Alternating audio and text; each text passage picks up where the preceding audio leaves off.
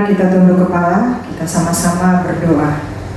Bapa di dalam surga, terima kasih kami masih bisa punya kesempatan untuk mendengarkan sebagian kecil dari firman-Mu yang begitu luas itu. Bapa, kami rindu ditegur, kami rindu dihibur, kami rindu diteguhkan, kami rindu untuk dipeluk melalui firman-Mu, dikuatkan untuk melalui hidup kami di masa sekarang ini. Mari Tuhan, sebelum kami masuk ke dalam perjamuan kudus-Mu, biarlah hati ini ditaburi oleh benih firman Tuhan.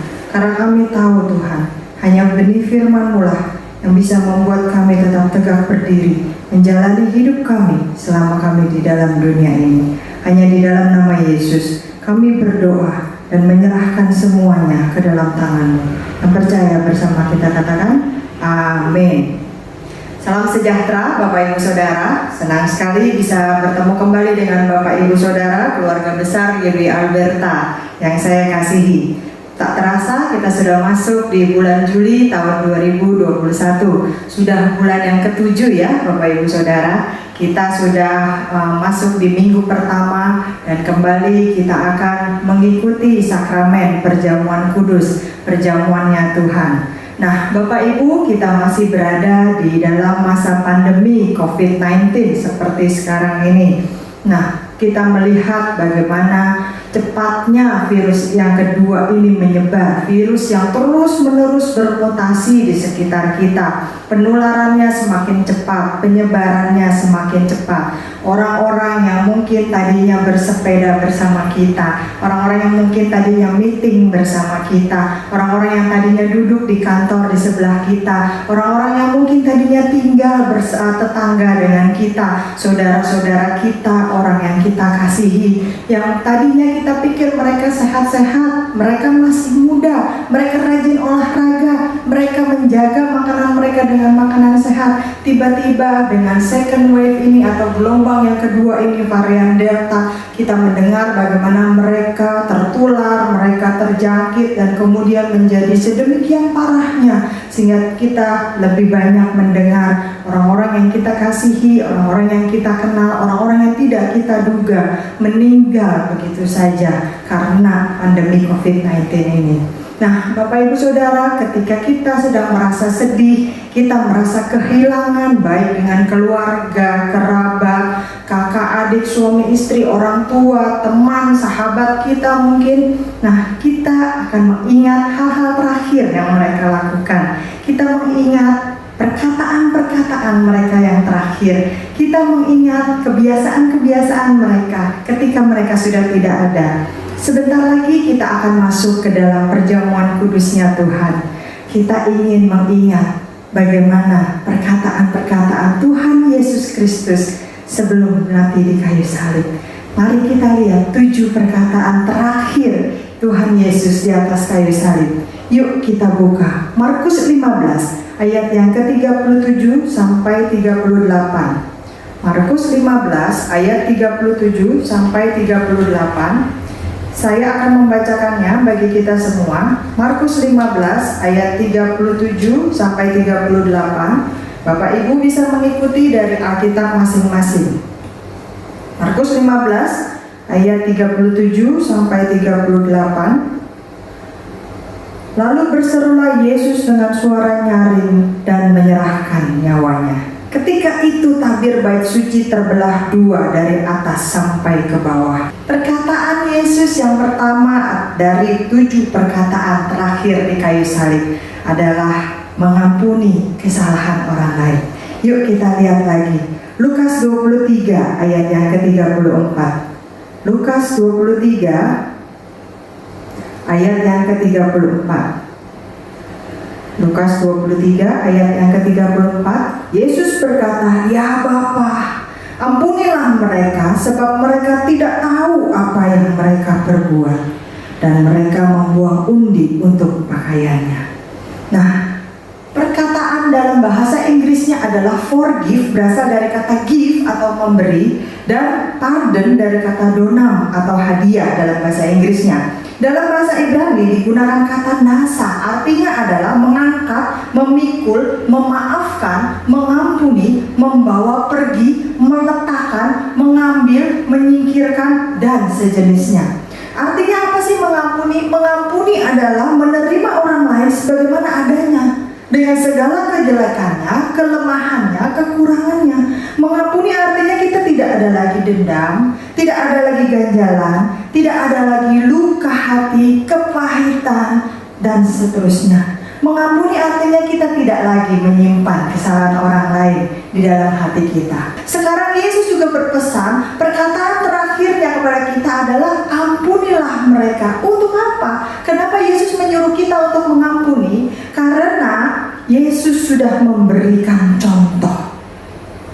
Dan biasanya seperti orang-orang terkasih yang sudah meninggalkan kita, kita mengingat pesan wasiat mereka, kita mengingat perkataan terakhir mereka. Demikian juga seperti Yesus yang sekarang sudah tidak bersama dengan kita secara fisik, tetapi bersama dengan kita di dalam hati kita, bersama dengan roh kita dan berada di dalam surga. Kita mengingat apa yang Yesus pesankan kepada kita dari kayu salib. Yesus memberikan contoh mengampuni orang-orang lain yang bersalah kepada Dia, yang menyalibkan Dia. Karena apa? Yesus yang menyuruh kita sebagai anak-anak Tuhan, kita taat kepada perintah Tuhan. Matius 6 ayat 12 berkata, seperti kami mengampuni orang yang bersalah kepada kami. Itu adalah doa Bapa kami yang diajarkan oleh Tuhan Yesus pada waktu itu. Ketika orang murid-murid bertanya bagaimana kami harus berdoa, Yesus bilang berdoalah demikian. Lalu Dia mengajarkan doa Bapa kami.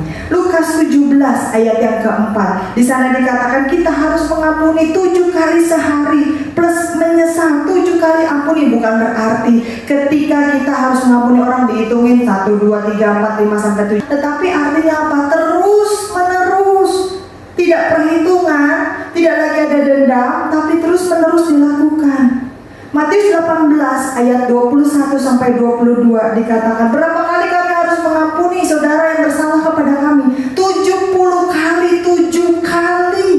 Bukan berarti kita harus mengampuni 490 kali ya, dicatat 1 kali, 2 kali, 3 kali. Lalu kita hitung, oh nih kuotanya tinggal sedikit ya, habis itu udah sampai 490, gua nggak ampuni lu lagi ya. Bukan seperti itu Bapak Ibu Saudara. Tapi sekali lagi Yesus memberikan perintah dan memberikan contoh. Yesus bukan Allah yang omdo Bapak Ibu Saudara. Dia tidak hanya memberikan perintah, Dia tidak hanya memberikan hukum, Dia tidak hanya memberikan instruksi, tetapi Dia juga memberikan contoh bagaimana melakukan. Dan ketika Yesus berkata, aku mampu melakukannya, kita juga pasti mampu. Karena Yesus hidup di dalam diri kita. Sendiri pasti kita tidak bisa mengampuni orang lain.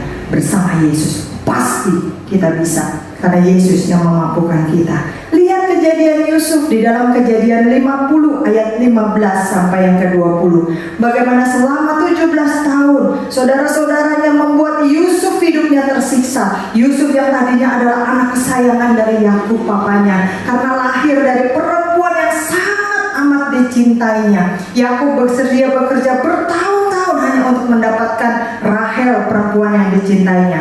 Dan Yusuf adalah anak pertama yang lahir dari Rahel. Makanya wajar kalau Yakub sangat amat mencintai, mengasihi Yusuf. Dia diberikan jubah yang mahal dan sebagainya. Tetapi saudaranya menyiksa dia, membuangnya ke dalam sumur tua, kemudian diangkat lagi, dijual sebagai budak, lalu kemudian difitnah oleh majikannya, masuk ke dalam penjara, sampai akhirnya apa? Yusuf mimpinya terwujud menjadi raja muda di Mesir. Sewaktu dia menjadi raja muda di Mesir, dan pada akhirnya saudara-saudara yang menyadari yang menjadi raja muda itu di hadapan mereka itu adalah saudara yang dulu mereka siksa, saudara yang mereka buang ke dalam sumur, saudara yang mereka jual sebagai budak, saudara yang membuat mereka membohongi ayah mereka, sehingga Yusuf tidak sempat lagi bertemu dengan ibunya yang menderita sampai sakit hati, begitu sedih sampai meninggal. Tapi Yusuf bilang apa? Aku mengampuni kamu. Kamu memang telah mereka-rekakan yang jahat terhadap aku, tetapi Allah mereka-rekakannya menjadi kebaikan. Yusuf mampu mengampuni karena Allah hidup di dalam hatinya. Tetapi Bapak Ibu Saudara, kalau kita tidak mau mengampuni orang lain, ada juga tuh contohnya. Kita lihat bagaimana Saul mendengki Daud. 1 Samuel 18 ayat yang ke-9.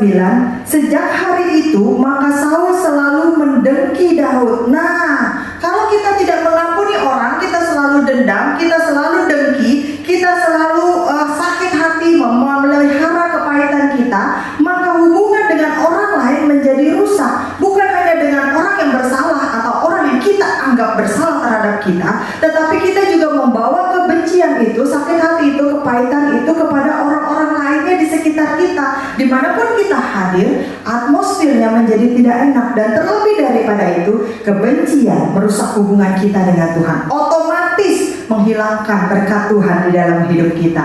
Kalau saya bicara tentang berkat Tuhan, itu bukan cuma tentang uang, bukan cuma tentang cian, bukan cuma tentang materi Bapak Ibu Saudara, tetapi yang terutama menghilangkan damai sejahtera di dalam hati kita, menghilangkan sukacita di dalam hati kita. Jadi yang pertama dari 7 perkataan terakhir Tuhan Yesus yang harus kita ingat dan kita kerjakan di dalam hidup kita adalah mengampuni orang lain yang bersalah kepada kita. Yang kedua, ada jaminan keselamatan di dalam Yesus Kristus. Lukas 23 ayat 43. Lukas 23 ayat yang ke-43. Kata Yesus kepadanya, "Aku berkata kepadamu, sesungguhnya hari ini juga engkau akan bersama-sama dengan aku di dalam Firdaus." Nah, ini sebuah jaminan, sebuah garansi, kepastian keselamatan hanya dari Tuhan Yesus Kristus, Tuhan dan Juru Selamat satu-satunya. Buat siapa? Siapa saja. Siapa saja yang apa? Siapa saja yang mau percaya dan menerima Dia di dalam hatinya. Tuhan Yesus memang harus mati di atas kayu salib. Kenapa? Karena memang harus ada darah yang tercurah. Kenapa harus ada darah yang tercurah? Karena hutang darah dibayar dengan darah. Manusia ditebus dari dosa-dosanya, manusia ditebus dari kesalahannya, karena Yesus sudah mengucurkan darah di atas kayu salib. Seandainya Yesus turun ke dalam dunia lalu mati karena usia tua atau mati karena penyakit dan tidak ada darah yang tercurah, maka manusia pada saat itu juga tidak tertebus dari dosa-dosanya, karena hutang darah manusia itu tetap ada dan belum dibayar dengan darah. Tetapi Yesus mengerti apa tujuannya datang ke dalam dunia ini. Dia datang, Dia lahir, Dia hidup, dan Dia mati dengan mencurahkan darahnya di atas kayu salib untuk menebus saya, Bapak, Ibu, dan Saudara dari dosa-dosa dan kesalahan kita. Nah, inilah jalan satu-satunya supaya kita bisa selamat. Melalui apa? Melalui kematian Yesus Kristus di atas kayu salib. Itu jaminan keselamatannya. Bukan kayu salibnya yang menyelamatkan kita, karena bisa siapa saja yang tergantung di situ. Sebelum dan sesudah Yesus ada banyak lagi orang yang tergantung di kayu salib, tetapi itu tidak menyelamatkan. Tetapi yang menyelamatkan kita adalah Yesus Kristus yang tergantung di atas kayu salib. Ini jaminan keselamatan bagi kita. Karena dibilang apa? Hari ini juga engkau akan bersama-sama dengan aku di dalam Firdaus. Sama siapa Yesus ngomong? Sama penjahat yang tergantung pada salib sebelah kiri atau kanannya Dia, Bapak Ibu Saudara. Karena pada saat itu mereka udah saling sekarat, mereka udah menderita, nggak mungkin lagi turun dari salib, tetapi mereka siap-siap meregang nyawa untuk mati di sana. Karena itu adalah hukuman mati. Kalau belum mati, belum diturunin dari salib, Bapak Ibu Saudara.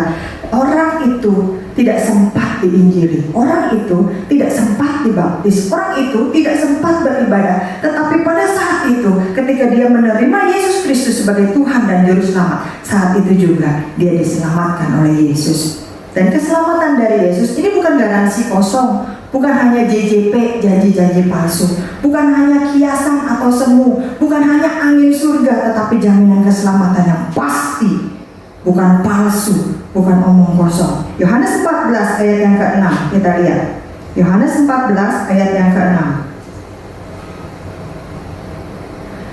Kata Yesus kepadanya, "Akulah jalan dan kebenaran dan hidup. Tidak ada seorang pun yang datang kepada Bapa kalau tidak melalui aku." Hanya Yesus jalannya. Ada jaminan keselamatan di dalam kematian Yesus Kristus. Yang ketiga, Yesus mengajar kita untuk mengingat jasa orang lain. Yohanes 19 ayat yang ke-26 sampai 27. Yohanes 19 ayat 26 sampai 27. Ketika Yesus melihat ibunya dan murid yang dikasihinya di sampingnya, berkatalah ia kepada ibunya, "Ibu, inilah anakmu." Kemudian katanya kepada muridnya, "Inilah ibumu." Dan sejak saat itu, murid itu menerima dia di dalam rumahnya.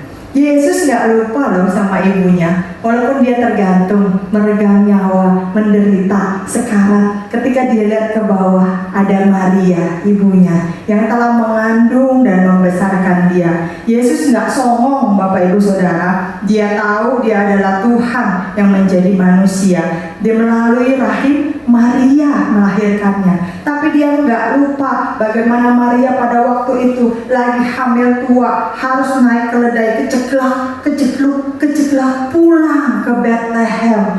Dan dalam menempuh perjalanan yang panjang, dalam kondisi hamil, coba deh ibu-ibu yang lagi hamil tua, berani gak naik kuda? Naik bajai aja kebanyakan orang gak berani, takut melahirkan di jalan. Tapi Maria melakukan semuanya itu dengan berbagai resiko. Belum menikah dengan Yusuf, baru bertunangan pada waktu itu, dengan alasan hamil karena Roh Kudus. Bisa saja pada waktu itu orang tidak percaya dan melempari Maria dengan batu sampai mati, karena itu hukuman perzinahan pada waktu itu. Tapi Maria tetap menerima bayi Yesus itu, hasil yang diberikan oleh Roh Kudus di dalam rahimnya. Yesus tidak lupa dengan pengorbanan ibunya itu. Yesus bukan malah digunda, dia tidak malu mengakui ibunya di hadapan orang lain. Dia tidak melupakan jasa orang-orang yang telah menyertainya dan melakukan kebaikan, mensupport dan mendukung dia, sehingga Yesus bisa menyelesaikan misinya di dalam dunia ini.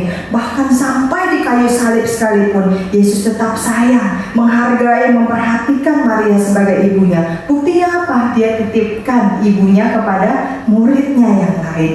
Nah, Yesus ingin mengajar kita untuk kita bisa selalu mengingat dan menghargai jasa-jasa orang lain. Ada banyak orang-orang yang melakukan kebaikan di sekitar kita, orang tua kita, saudara kita, kakak, adik, dan mungkin teman-teman kita, sahabat kita, sesama jemaat, tetangga, teman kantor, teman usaha. Ada begitu banyak orang-orang yang Tuhan gerakkan untuk mendukung hidup kita sampai kepada titik di mana kita bisa berdiri sekarang ini.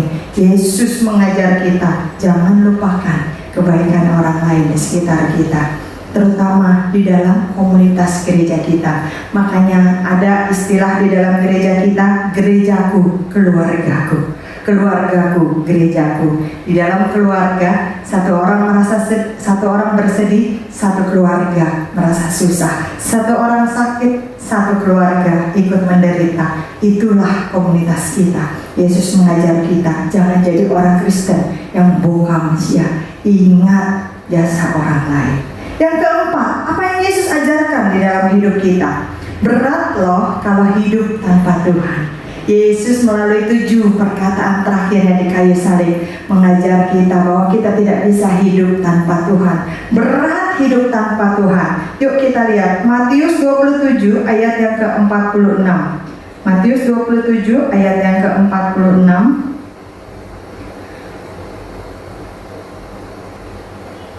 Matius 27 ayat 46. Kira-kira jam 3, berserulah Yesus dengan suara nyaring, "Eli, Eli, lama sabachthani."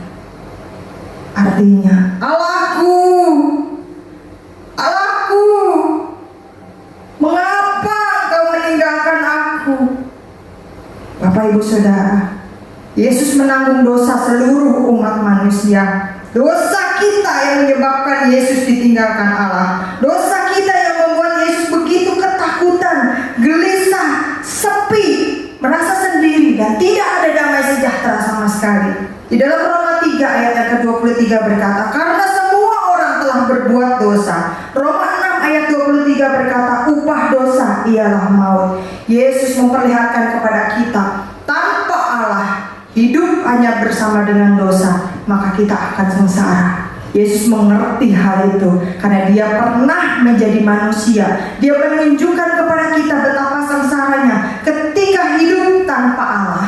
Artinya, dengan kata lain, Yesus ingin berpesan kepada kita, jangan sampai engkau meninggalkan Allah. Dalam kondisi apapun, tetap percaya kepada Tuhan, tetap pegang imanmu. Kondisi makin susah, makin rajin berdoa. Kondisi semakin menyeramkan, makin rajin baca Alkitab. Kondisi kau belum berubah, malah menjadi makin parah, semakin dekatkan diri kepada Tuhan. Beratnya hidup kita sekarang ini akan semakin berat jika kita hidup tanpa Tuhan. Jangan pernah berpikir untuk meninggalkan Tuhan. Kita bisa belajar dari pengalaman orang lain. Yesus sudah menunjukkan kepada kita ketika dia berada di kayu salib, Allahnya meninggalkan dia karena merasa jijik ketika Yesus tercemar menanggung dosa seluruh umat manusia, dosa saya, Bapak, Ibu, dan Saudara. Dan hidupnya di atas kayu salib itu semakin berat tanpa Allah yang menyertainya. Bagaimana dengan hidup kita? Kalau kita sudah melihat Yesus saja yang 100% Allah dan 100% manusia, merasa tidak mungkin hidup tanpa Bapanya yang di surga, tidak mungkin hidup tanpa Allah. Kenapa kita sebagai manusia masih merasa tepuk dada, begitu sombong, berani untuk meninggalkan Allah, berani untuk tidak lagi percaya kepada Allah, berani untuk meragukan Allah? Bapak, Ibu, Saudara, Yesus menunjukkan pada kita beratnya hidup tanpa Tuhan. Kita lihat contoh yang lain, bagaimana Saul semakin hancur hidupnya setelah ditinggalkan oleh Allah. Dia disingkirkan. Saul tadinya adalah raja Israel pertama yang dipilih oleh Allah, tetapi karena tidak taat, melakukan dosa, melanggar firman Allah terus-menerus, sampai akhirnya kesalahan fatal yang diperbuatnya, dan Allah menyingkirkan Saul. Allah menolak Saul. Semenjak Allah tidak ada di dalam hidupnya, Saul hidupnya semakin terpuruk. Jangan sampai hal ini terjadi dalam hidup kita. Apapun yang terjadi dalam hidup kita, jangan pernah berpikir untuk hidup tanpa Allah. Yang kelima, apalagi yang bisa kita lihat? Yesus mengajar kita untuk rela menderita. Yohanes 19 ayat yang ke-28. Yohanes 19 ayat yang ke-28. Saya bacakan bagi Bapak, Ibu, Saudara. Sesudah itu, karena Yesus tahu bahwa segala sesuatu telah selesai, berkatalah ia, supaya genaplah yang ada tertulis dalam kitab suci, aku haus. Mulai dari ditangkap di Taman Getsemani pada saat malam itu, kemudian diadili di mahkamah agama, Pilatus, Herodes memikul salib yang begitu berat, naik ke bukit Golgota. Yesus gak sempat minum, Bapak, Ibu, Saudara. Kalau ibu-ibu yang saat pandemi ini mungkin lebih rajin bebenah di rumah, habis nyapu, ngepel, masak, nyuci, jemur, aus rasanya, buru-buru kita buka kulkas mungkin, atau kita pencet dispenser, atau kita ambil botol, langsung kita minum, glek-glek-glek, rasanya enak. Tapi Yesus tidak sempat minum setelah melakukan berbagai rangkaian penyiksaan fisik dan mental seperti itu. Yesus dicambuk sehingga rupanya begitu rusak, dagingnya begitu terkoyak. Saya pernah gambarkan cambuk apa yang dipakai. Saya pernah ceritakan betapa kerusakan pembuluh darah daging yang terkoyak itu. Saya pernah perlihatkan kepada Bapak, Ibu, Saudara gambar-gambarnya dalam khotbah-khotbah saya yang lalu. Yesus kehilangan banyak cairan, dehidrasi sangat parah, jalan ke sana kemari memikul salib di atas luka-lukanya, lemas, mulutnya mungkin udah bukan bibir kering lagi, tetapi bibir hancur, pecah-pecah, pusing, sampai akhirnya dia meninggal, tewas di atas kayu salib. Yesus rela loh menderita, bukan buat orang-orang yang mengasihi dia saja, bukan buat orang-orang yang kamsia sama dia saja, bukan buat orang-orang yang menghargai pengorbanannya saja, tetapi juga buat orang-orang jahat yang mengkhianati dia. Karena Yesus mati di kayu salib buat semua orang. Pilihannya ada di tangan kita, mau terima atau tidak. Karena Yesus sudah rela untuk menderita, Yesus sudah rela untuk berkorban, Yesus sudah rela memberikan segalanya, bahkan nyawanya bagi kita semua. saya akan menampilkan sebuah video klip. Nah, video klip ini sudah pernah diputar beberapa tahun yang lalu di dalam acara Jumat Agung atau Paskah kita di sini. Bagaimana seorang penjaga kereta api yang mengorbankan anak satu-satunya yang dia sayang untuk menyelamatkan orang lain. Video ini berjudul The Bridge Master atau MOS. Mari kita saksikan bersama-sama.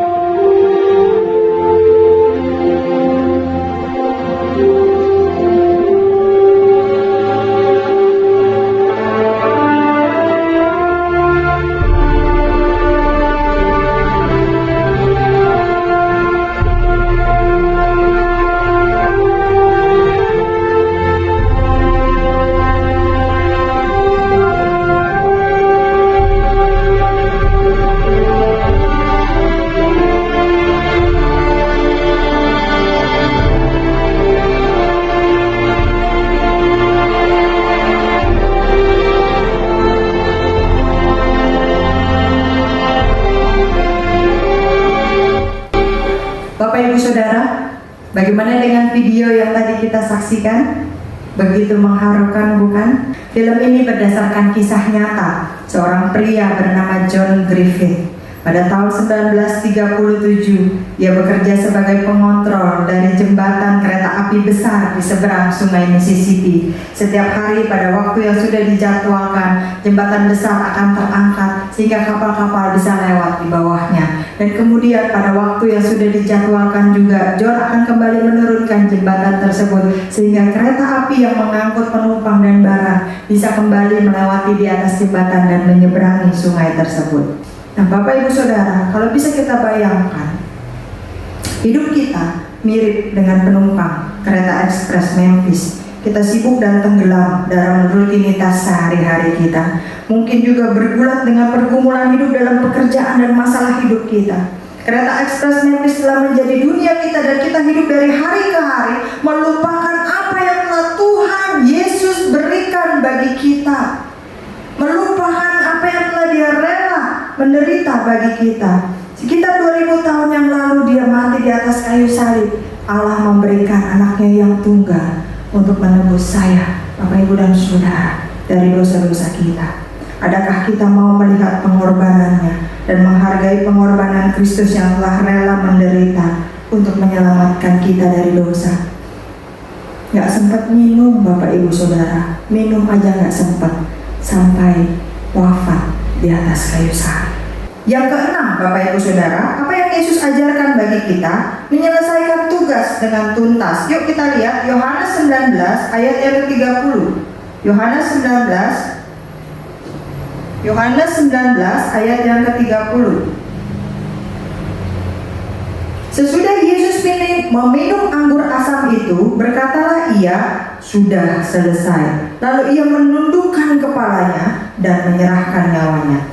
Nah, Yesus menjalankan misi Allah Bapa sampai selesai. Gak pernah bekerja setengah-setengah, gak pernah bekerja separuh-separuh dalam apapun yang terjadi ataupun yang dia alami. Yesus itu melakukannya dengan konsisten, gak mut-mutan, gak kalau lagi senang ia rajin berdoa, kalau lagi senang rajin beribadah, ketika hidup makin susah lalu berkata, jangan-jangan gua salah ya nyembah Yesus, mungkin mesti pakai Tuhan yang lain yang lebih manjur, yang lebih sakti. Enggak pakai seperti itu. Sekali percaya Yesus, tetap Yesus. Itu yang harus kita ikuti. Sekali Yesus menyelesaikan tugasnya dengan tuntas, sekali dia berkata ya, maka dia akan kerjakan itu sampai akhir.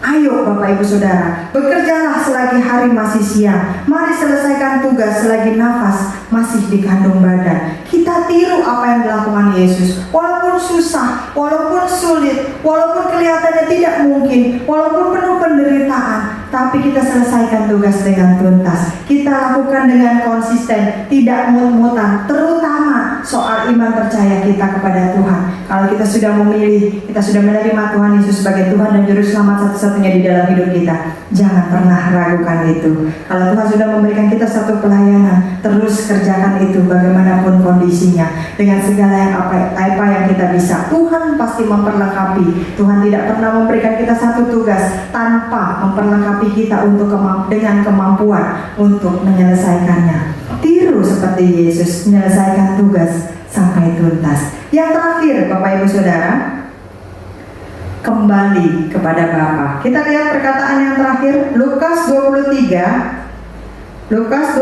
ayat yang ke-46. Lukas 23 ayat yang ke-46. Lalu Yesus berseru dengan suara nyaring, ya Bapa, ke dalam tanganmu kuserahkan nyawaku. Dan sesudah berkata demikian, ia menyerahkan nyawanya. Tuhan Yesus hanya taat kepada kehendak Bapanya. Bapa lah yang menjadi teladan, Bapa yang menjadi panutan Yesus. Dalam pengalaman pahit yang dialaminya, apapun yang terjadi, Yesus tetap lihatnya kepada Bapa yang di surga. Ketika hatinya terluka, dia ingat kepada Bapanya. Di dalam doanya di Taman Getsemani, bahkan Yesus mengutamakan kehendak Bapa. Ya Bapa, jikalau sekiranya mungkin, lalukanlah cawang ini daripadaku, tetapi bukan kehendakku yang jadi, melainkan kehendakmu. Tetap Bapa yang dia utamakan. Nah, ini suatu contoh yang harus kita ikuti dalam hidup kita. Karena semua hormat, kemuliaan, kerajaan, kekuasaan itu semua milik Bapa di dalam surga. Kenapa? Karena dia yang kita layani, bukan yang lain, bukan diri kita sendiri, bukan kepentingan kita sendiri, tetapi Bapa di dalam surga. Serahkan seluruh hidup kita hanya kepadanya. Roma 12 ayat 1-2 berkata, persembahkanlah tubuhmu sebagai persembahan yang hidup. Nah, Bapak Ibu Saudara, ketika kita mengingat 7 perkataan terakhir Tuhan Yesus di atas kayu salib, mari kita bukan hanya mengingatnya, mari kita bukan hanya tahu tentang hal ini, mari kita bukan hanya menghafalnya atau sekedar mencatatnya, tetapi yang lebih penting adalah bagaimana kita bisa melakukan pesan-pesan terakhir ini di dalam hidup kita. Bagaimana kita bisa mencontoh teladan Yesus dari awal kehidupannya sampai dia mati di atas kayu salib untuk menebus saya, Bapak Ibu dan Saudara, dari dosa-dosa dan kesalahan kita. Mari kita berdoa. Bapa di dalam surga, terima kasih hari ini kami kembali diingatkan tentang 7 perkataan terakhir Tuhan Yesus di atas kayu salib. Mungkin ada banyak hal yang belum kami mengerti, ada banyak hal yang begitu membingungkan bagi kami.